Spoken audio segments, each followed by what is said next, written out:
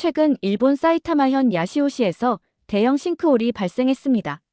일본에서는 이러한 사고가 도심 한복판에서 발생되었다는 점에서 큰 충격을 받고 있으며, 또한 일본 전역의 노후화된 인프라로 인하여 2차 피해에 대한 불안감도 증대하고 있습니다. 이러한 사고를 두고 일본 일반 가정에서도 근심 걱정이 대단한데요. 한편 한국으로 수학여행을 갔다 왔던 딸이 이런 곳에선 도저히 살고 싶지 않다며 당장 집을 떠나 한국으로 가야겠다고 부모 속을 다 뒤집어 놔버렸습니다. 도대체 이 일본 가정에 무슨 일이 있었던 걸까요? 바로 사연을 들어보겠습니다. 오늘의 사연은 일본의 평범한 고등학교에 다니는 여학생의 사연입니다. 안녕하세요. 저는 유카라고 해요. 일본의 작은 도시에서 자란 평범한 고등학생이에요. 지금 저희 가족은 부모님과 저 그리고 하얀색 강아지까지 이렇게 넷입니다. 몇 년 전만 해도 저희 가족은 진짜 4명이었어요. 언니가 있었어요. 늦둥이였던 저는 언니를 무척 따랐고 언니만 있으면 세상 다 가진 듯 좋았어요. 그런 언니가 갑자기 집을 나간 큰 사건이 벌어졌습니다. 부모님과 언니 사이에 큰 다툼이 있었고 그렇게 연락을 안 한 지 3년은 넘게 지난 것 같아요.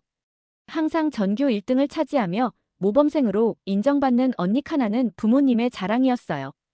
부모님은 언니가 좋은 대학에 진학해 성공적인 미래를 열어갈 것이라고 믿어 의심치 않았어요. 아버지는 언니를 자랑스러워했고 저에게도 언니처럼 모범생이 되길 바라셨죠. 어머니 역시 언니의 성적표를 볼 때마다 흐뭇한 미소를 지으며 더 많은 것을 기대했어요. 어릴 적은 몰랐는데 커가면서 부모님의 관심이 온통 언니에게 있다는 사실에 소외감도 느낀 것도 있어요. 언니가 항상 모범적인 모습을 보이니 부모님은 자연스럽게 언니에게 더 큰 관심과 기대를 쏟았고 결국 언니는 일본 명문 도쿄 대학교에 입학을 하게 되었습니다. 언니는 늘 가족의 중심에 서 있었고 저는 그 뒤에서 저의 자리를 찾으려 애썼던 것 같아요. 언니처럼 될 수는 없으니 나도 내 방식대로 잘 살면 되라는 생각으로 그저 평범하게 지내려고 했었죠. 그러던 어느 날 우리 가족의 평화로운 일상이 깨져버렸습니다. 언니가 대학교를 졸업하고 나서 그동안 겉으로 드러내지 않았던 행동을 하기 시작했어요. 바로 한국에 대한 관심이었어요. 부모님은 언니가 단순히 공부 외의 관심사로 가볍게 즐기는 것이라고 생각했지만 언니는 그게 아니었어요. 그동안 겉으로 드러내지 않았던 한국 문화에 대한 관심이 더욱 커졌던 거죠. K-팝, 한국 드라마, 그리고 한국어에 매료된 언니는 한류를 탐구하면서 푹 빠진 거예요. 어느 날 언니는 가족에게 한국으로 가겠다고 폭탄 선언을 해버렸습니다. 그 말을 듣는 순간 아버지는 크게 실망하며 분노를 감추지 못했어요.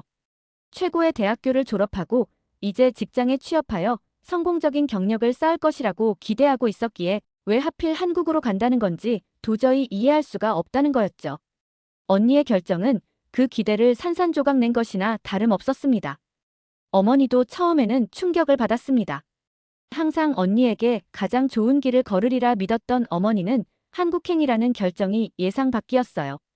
그러면서 왜 굳이 한국을 선택했는지 안타까워하셨어요. 그렇게 힘들게 공부했는데 라고 말하며 언니를 설득하려 했지만 이미 마음을 굳힌 상태였어요. 언니 자신이 오랫동안 쌓아온 한국에 대한 애정을 가족에게 설명하려 했지만 아버지의 반응은 너무도 강경했어요. 아버지는 우리 가족은 한국에 가는 것에 대하여 절대 용납할 수 없다며 선을 그으셨습니다. 그리곤 언니의 미래를 망치는 거라며 다시 한번 생각해보라고 말씀까지 하셨죠. 하지만 언니는 한국에서 새로운 기회를 찾고 싶다는 결심을 굽히지 않았습니다. 가족 안에서의 갈등은 깊어졌고 저는 그 갈등을 지켜보며 복잡한 감정에 사로잡혔습니다. 항상 완벽하게 보였던 언니도 가족의 기대에 부응하지 않는 선택을 할 수 있다는 사실이 놀라웠어요. 저는 카나 언니가 한국행을 결정했을 때 마음속 깊은 갈등을 느꼈습니다. 언니가 왜 굳이 한국을 선택했는지 이해할 수 없었어요. 항상 모범생이자 가족의 자랑이었던 언니가 그런 결정을 내린 것이 저에게는 배신처럼 느껴졌어요. 언니와 대화할 때마다 왜 하필 한국이야? 다른 선택지도 많았잖아 라며 언니의 선택을 비판했고 언니 역시 내가 왜 이런 결정을 내렸는지 넌 아직 모를 거야 라며 착잡했어요. 결국 저와 언니 사이의 대화는 줄어들었고 감정의 골만 깊어갔습니다. 언니가 부모님의 실망을 받아들이면서도 결정을 굽히지 않고 결국 한국으로 가버렸습니다. 그렇게 언니가 가족의 기대에서 벗어나 독립적인 결정을 내려버리자 저는 언니 대신 부모님의 모든 관심과 압박을 받게 되어버렸죠. 부모님은 언니가 결국 떠나버리자 저에게 더 큰 기대를 걸기 시작했던 거예요. 아버지는 적어도 너는 우리 가정의 기대를 저버리지 말아야 한다며 저에게 강한 책임감을 심어주었고 어머니 역시 저를 통해 언니에게 받은 충격에서 안정감을 찾으려 하셨어요. 저는 이런 부모님의 압박에 고립감을 느끼기 시작했어요. 언니가 늘 부모님의 기대를 짊어졌던 덕분에 비교적 자유로웠던 과거와 달리 이제는 그 빈자리를 제가 메워야 한다는 부담감이 커졌어요. 부모님의 기대가 저에게 쏟아지는 것이 두렵기도 했으며 동시에 언니처럼 자유롭게 제 선택을 할 수 없다는 사실에 반감도 들었어요. 왜 제가 언니의 자리를 대신해야 할까라는 생각에 혼란스러웠고 아버지의 강한 반항 감정이 저에게도 계속해서 그 여파가 미치고 있었죠. 그런 갈등 속에서 진정으로 무엇을 원하며 미래에 대한 진로 역시 큰 고민이 되었어요. 그러던 중 학교에서 한국으로 수학여행을 간다는 공지가 떴을 때 저는 내심 불만이었습니다. 학교에서 수학여행 장소를 정하기 위해 대만, 호주, 한국을 후보로 두고 투표를 진행한 결과 한국이 최종적으로 선정되었죠. 대다수의 학생들이 한국행에 표를 던졌어요. 굳이 한국을 가야 하는지 의문이 들었지만 반 친구들 모두가 참여하기로 결정돼 버렸어요. 아버지께서 가지신 강한 반항 감정과 어릴 때부터 주입된 편견 탓에 한국으로 향하는 수학여행이 전혀 달갑지 않았습니다. 여행이 결정된 순간부터 왜 하필 한국인가라는 생각으로 불만이 가득했습니다. 무엇보다 아버지께 이 사실을 전하는 것조차 부담스러웠습니다. 아버지께서 알게 되시면 분명 화를 내실 것이 뻔했기 때문입니다. 예상대로 수학여행의 목적지가 한국이라는 사실을 전하자 아버지께서는 크게 분노하셨습니다. 한국이 아닌 다른 나라들도 많은데 굳이 그곳을 가야 하는 이유를 이해할 수 없다고 하셨습니다. 또한 학교가 이를 허락했다는 점에도 불만을 드러내셨습니다. 갑작스러운 아버지의 반응에 당황스러웠지만 어머니께서 학교에서 정한 일정이며 반 친구들과 함께하는 여행이니 어쩔 수 없다고 말씀하시며 분위기를 완화하려 애쓰셨습니다. 그러나 아버지께서는 여전히 못마땅해 하셨습니다. 마음 한편에서는 아버지의 의견에 동의하는 감정도 들었습니다. 한국에 가고 싶지 않았고 특히 언니의 모습이 떠오르자 마음이 더욱 복잡해졌습니다. 그러나 반 친구들이 모두 가는 상황에서 저 혼자 남아있을 수 없었고 학업의 일환으로 필수 참여라는 학교 방침상 빠질 방법도 없었습니다. 부모님께 수학여행에 가고 싶다는 뜻을 전하면서도 솔직한 감정을 숨길 수 없었습니다. 언니가 너무 보고 싶었고 언니가 있는 한국이 궁금하기도 했습니다. 말을 하는 순간 저도 모르게 눈물이 나오더라고요. 결국 아버지는 제 눈물을 보시고 선생님들의 인솔 통제 조건을 내것이며 허락해 주셨습니다. 그날 밤 오랜만에 언니에게 이번에 수학여행으로 서울에 가게 되었어 라는 메시지를 보냈어요. 그리고 언니로부터 정말 다행이다며 서울은 정말 멋진 곳이고 분명 좋아하게 될 거라는 답장이 왔어요. 언니의 메시지를 보며 복잡한 감정에 휩싸였어요. 제 마음에는 기대, 두려움, 아니면 분노, 무엇이 가장 크게 자리 잡고 있는지조차 알 수가 없었어요. 그렇게 다음 날부터 학교는 수학여행 준비로 분주해졌어요. 대부분 들뜬 마음으로 환전, 준비물 리스트 작성 등 모두가 열심히 준비하더라고요. 저 역시 어쩔 수 없이 그 흐름에 따라갈 수밖에 없었어요. 한 친구가 다가와서 언니가 한국에 있으니 한국어 좀 할 줄 아냐고 묻더군요. 순간 잘 모른다며 얼버무리긴 했지만 마음은 좋지 않았습니다. 사실 언니가 한국에 간 후로 한국어에 대해 관심을 가지지 않으려 했어요. 그게 후회되더라고요. 결국 저는 몰래 인터넷으로 간단한 한국어 회화를 찾아보기 시작했어요. 안녕하세요, 감사합니다 같은 기본적인 인사말부터 시작해서 조금씩 늘려갔어요. 준비 과정에서 가장 힘들었던 건 역시나 마음의 준비였습니다. 한국에 가면 어떤 일이 벌어질지, 언니를 만나게 될지 여러 복잡한 생각들이 제 머릿속을 맴돌았습니다. 여행 전날까지도 아버지의 부정적인 말들이 계속 떠올랐고 불안한 마음은 쉽게 사라지지 않았어요. 긴장되고 설레이는 마음으로 잠을 설쳤고 언니가 있는 한국에 가게 된다는 사실이 믿기지 않더군요. 걱정이 무색하게도 다음 날이 되었고 저는 한국행 비행기를 타야 했어요. 비행기를 타고 한국으로 향하는 동안에도 마음이 편치 않았습니다. 정말 가기 싫어. 아버지 말처럼 이 여행이 무슨 의미가 있을까라는 생각이 끊임없이 떠올랐어요. 아직까지 제 마음속에는 한국을 좋아하는 감정이 생기지 않았었거든요. 친구들과 함께하는 여행이라는 점에서 그나마 위안을 삼았어요. 그러나 비행기가 한국에 도착하는 순간부터 예상치 못한 놀라움이 목격되었어요. 비행기에서 내리자마자 가장 먼저 느낀 것은 공기의 차이였습니다. 다른 냄새, 다른 습도, 모든 것이 새로웠고 정말 다른 나라에 왔구나 하는 실감이 들더라고요. 입국 심사를 기다리는 동안 저는 주변을 둘러보았어요. 인천공항은 제가 상상했던 것보다 훨씬 크고 현대적이었고 나리타 공항과는 또 다른 분위기였어요.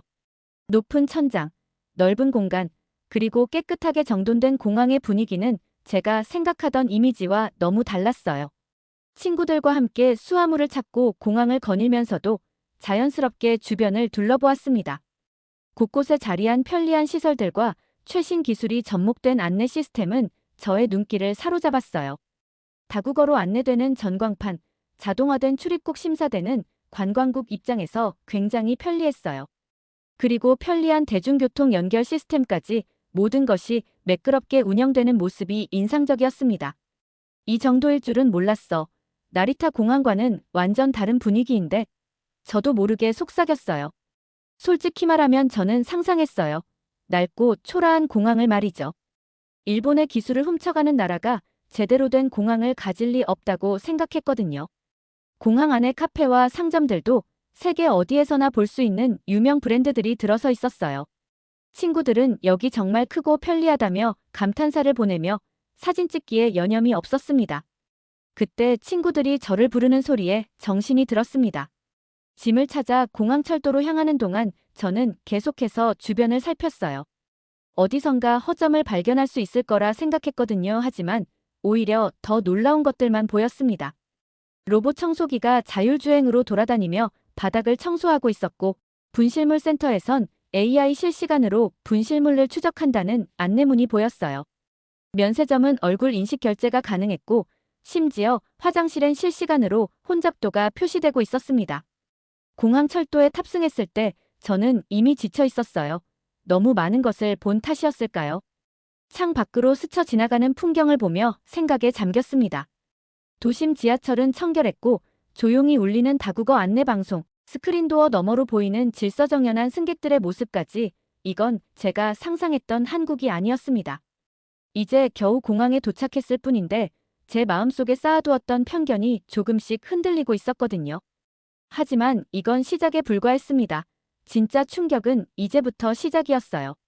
공항 철도가 서울역에 도착하자 선생님은 우리를 재빨리 정렬시켰고 두 줄로 선 우리 반 학생들은 출석 체크를 받은 뒤 모두 버스에 탑승했어요. 목적지는 강남의 호텔이었어요. 버스 안에서 저는 일부러 창문 쪽 자리에 앉았습니다. 선생님께서는 미리 나눠준 가이드북에 대한 설명을 하고 계셨어요. 오늘 방문 목적지인 코엑스의 SM타운 뮤지엄과 별마당 도서관에 대한 내용이에요. 우리가 강남에 들어섰을 때 제 눈앞에 펼쳐진 건 마치 미래도시 같은 광경이었어요. 삼성동 무역센터를 중심으로 하늘을 찌를 듯한 고층 빌딩들이 줄지어 있고 반짝이는 첨단 건물들은 눈을 사로잡았어요. 버스가 코엑스 앞을 지날 때 저도 모르게 입이 떡 벌어졌어요. 건물 전체가 거대한 LED 스크린이었어요. 그곳엔 거대한 파도가 일렁이는 3D 웨이브 영상이 생생하게 펼쳐지고 있었습니다. 도쿄의 시부야 스크린보다 훨씬 크고 선명했어요. 비교도 되지 않을 정도였죠. 호텔 체크인을 마친 후 고층 객실 창밖으로 보이는 서울의 풍경은 너무 아름다웠어요. 너무도 익숙한 듯 낯선 풍경. 내가 알고 있던 한국이 맞을까? 첫 일정은 SM타운 뮤지엄 견학이었는데 솔직히 큰 기대는 없었어요. 하지만 입구에 들어서자마자 거대한 홀로그램 무대가 눈앞에 펼쳐졌어요. 친구들은 이미 입이 떡 벌어진 채 이곳저곳 사진 찍기에 여념이 없더라고요. 관심이 없는 제가 봐도 눈이 갈 정도였으니까요. 무대에서는 실제 크기의 아이돌이 내 앞에서 춤을 추고 있었어요. 믿기지 않을 정도로 정교한 움직임, 이 정도 기술력을 갖춘 곳이라니 상상조차 못했죠. 그때 친구가 나를 붙잡고 댄스 체험을 해보자며 손을 잡아 끌더라고요. 하지만 저는 손사래를 쳤어요. 그런데 갑자기 음악이 흘러나왔는데 저도 들어본 K-팝이었어요. 몸을 움직이지 않으려 했지만 어느새 발끝이 리듬을 타고 있었습니다. 친구는 결국 좋아하게 될 것을 왜 그렇게 튕기냐며 장난스럽게 말했어요. 저는 단호하게 아니라고 했지만 귓가에 맴도는 노래소리는 어쩔 수가 없었나 봐요. 별마당 도서관에 도착했을 때 가장 먼저 눈에 들어온 것은 거대한 책장이었죠. 끝이 보이지 않을 정도로 높이 쌓여 있었고 하나의 예술 작품처럼 책들이 전시되어 있었습니다. 이곳은 책이 단순한 읽을 거리가 아니라 하나의 문화를 표현해주고 있었어요.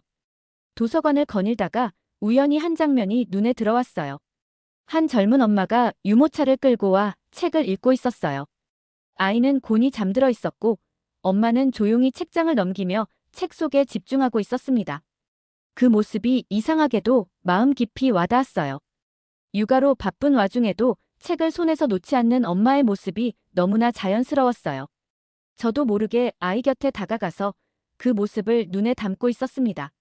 자유시간에 도서관을 둘러보던 중 한국 학생들과 마주쳤습니다. 흥미롭게도 그들은 일본 만화를 읽고 있었고 저는 한국 웹툰을 보고 있었습니다. 서로의 문화를 더 좋아하고 있다는 사실이 어쩐지 우습게 느껴졌어요. 어쩌면 마음속에 담아두었던 큰 장벽이 조금씩 허물어지고 있는지도 모르겠습니다. 호텔로 돌아가는 길에 별마당 도서관 앞 광장에서 거리 공연이 한창이었습니다. 한 여성 가수가 일본어로 노래를 부르고 있었는데 그 목소리가 어딘가 익숙했어요. 고개를 돌려보니 그곳에 언니가 서 있었습니다. 제가 오는 걸 알고 있었던 걸까요? 처음에는 제 눈을 의심했어요. 하지만 분명 카나 언니가 맞았습니다. 3년 만에 보는 언니의 모습은 많이 달라져 있었어요. 더 자신감 있어 보였고 표정은 한결 밝아져 있었죠. 제 시선을 느꼈는지 언니도 저를 바라보았어요. 우리는 한동안 그렇게 서로를 바라보기만 했습니다. 유카. 언니가 먼저 입을 열었어요. 목소리가 살짝 떨리는 게 느껴졌습니다. 저는 그 자리에 얼어붙은 채로 서 있었어요. 달려가서 안기고 싶은 마음과 차갑게 외면하고 싶은 마음이 동시에 들었거든요. 결국 제 발걸음은 자연스럽게 언니 쪽으로 향했습니다. 여기서 뭐 하는 거야? 제 목소리도 덜덜 떨리고 있었어요. 언니는 메시지를 통해서 제가 이곳에 온다는 걸 알고 있다고 했어요. 그리고 매일 이 시간에 여기서 버스킹을 한다며 언니는 씁쓸한 미소를 지으며 말했어요. 오늘은 특별히 네가 좋아하던 노래를 불렀어. 그제서야 알아차렸어요. 언니가 부르던 노래가 어릴 적 우리가 함께 들었던 일본 가요였다는 걸요. 갑자기 눈시울이 뜨거워졌습니다. 선생님, 저는 급히 뒤돌아보며 외쳤어요. 잠시만 시간을 주실 수 있나요? 선생님은 잠시 고민하시더니 30분 정도 시간을 주셨어요. 그리고 이 광장을 벗어나면 안 된다고 하셨어요. 언니와 저는 광장 한켠의 벤치에 앉았어요. 처음에는 어색한 침묵만이 흘렀어요. 하지만 이내 우리는 마치 수도꼭지를 틀어놓은 것처럼 말들이 쏟아져 나왔습니다. 여기 와서 행복해? 제가 조심스럽게 물었어요. 언니는 잠시 하늘을 올려다보더니 대답했어요. 정말 행복해. 처음으로 내가 진짜 하고 싶은 일을 하면서 살고 있거든. 물론 쉽지는 않았어. 하지만 후회는 없어. 저는 말끝을 흐리며 아직 아버지는 그대로라고 이야기해줬죠. 언니는 고개를 끄덕이며 아버지의 마음도 이해한다며 저에게 때로는 옳다고 믿는 길을 가야 할 때가 있다고 했어요. 그리고 그게 다른 사람들의 기대와 다르더라도요. 그 순간 저는 조금 알게 되었어요. 오늘 하루 동안 느꼈던 모든 놀라움과 감동이 어쩌면 언니가 3년 전에 느꼈던 감정과 비슷했을지도 모른다는 걸요. 그리고 그 감정을 따라 용기 있는 선택을 한 언니가 처음으로 대단하게 느껴졌습니다. 저는 떨리는 입술로 말했어요. 나도 이제 조금은 알 것 같아. 언니가 왜 이곳을 선택했는지. 언니의 눈시울이 붉어졌어요. 우리는 말없이 서로를 껴안았습니다. 그동안 쌓였던 오해와 분노가 눈물과 함께 흘러내리는 것 같았어요. 내일도 올 거지. 헤어지기 전 언니는 저녁에 만나자며 이야기를 꺼냈어요. 그렇게 언니와 저는 명동이랑 북촌 한옥마을 일정이 끝나고 나서 저녁 식사하기로 했어요.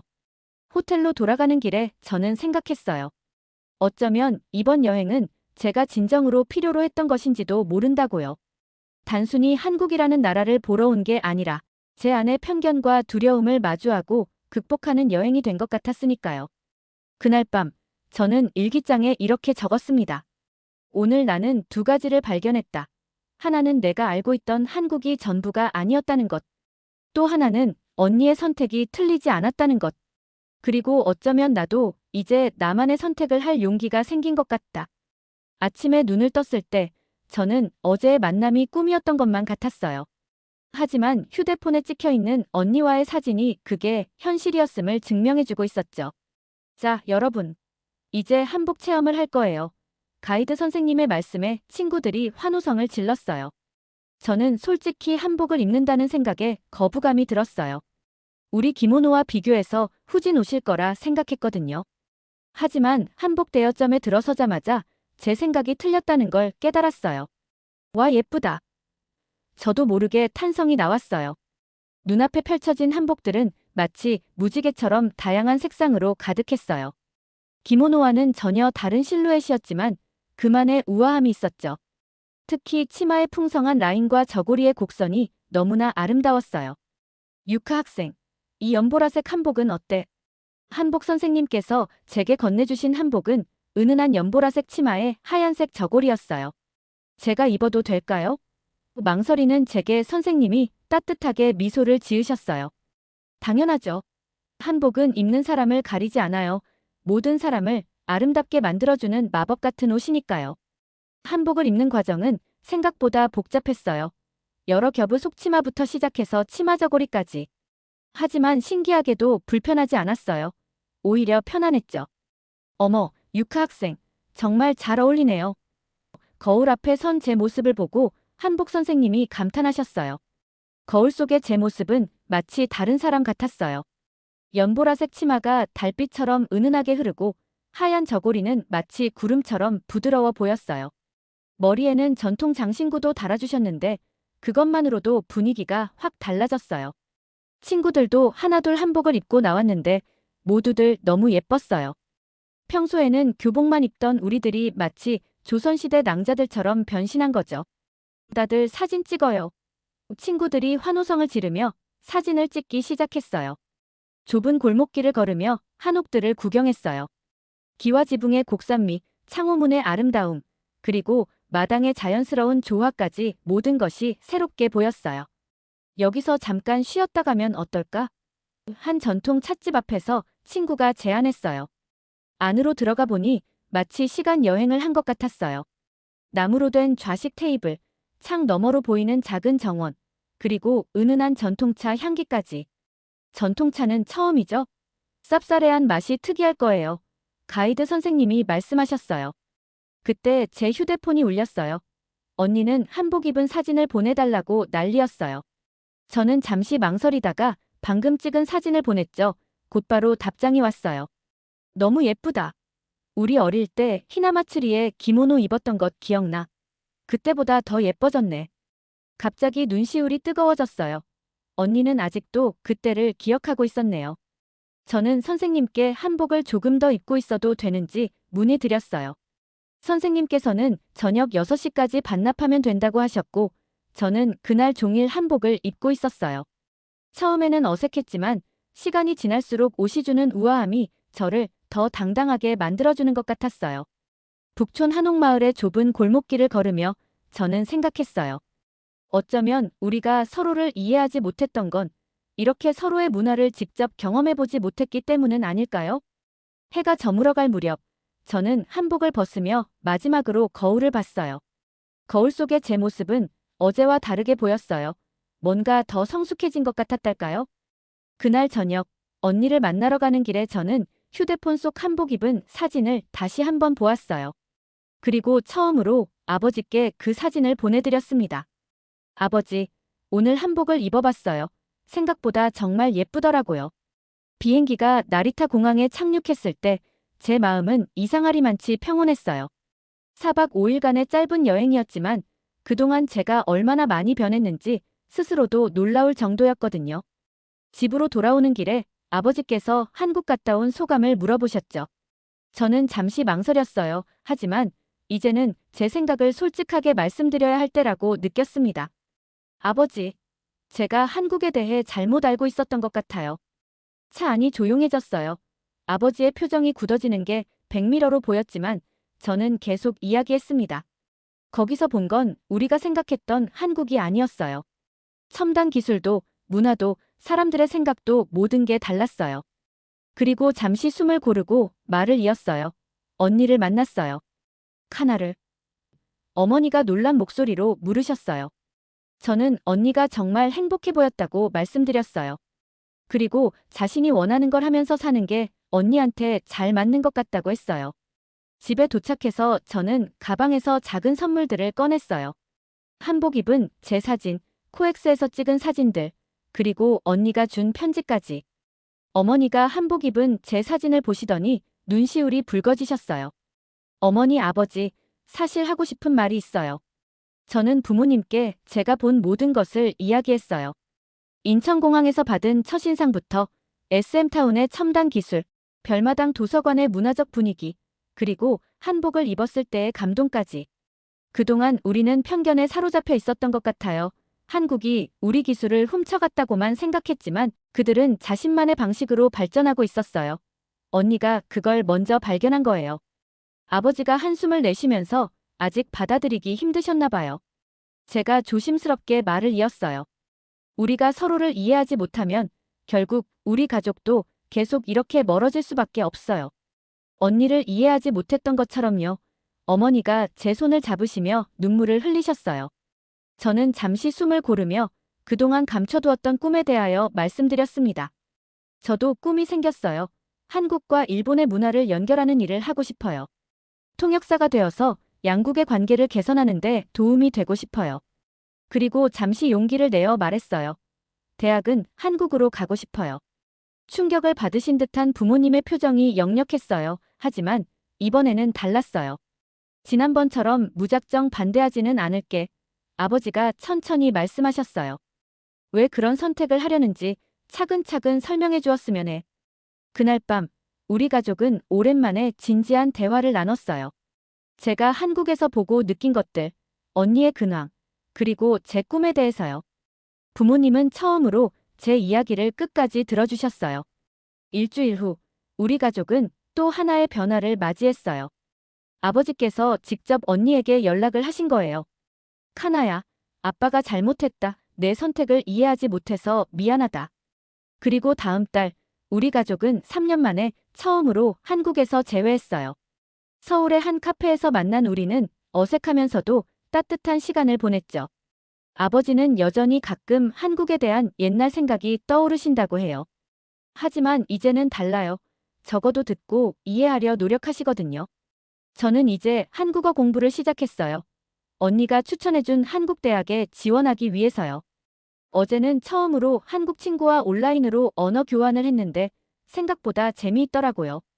오늘 사연 어떠셨나요? 여러분들의 생각은 어떠신지 댓글로 여러분의 이야기도 들려주세요. 끝까지 시청해주신 모든 분들 고맙습니다. 더 좋은 영상으로 찾아뵐게요.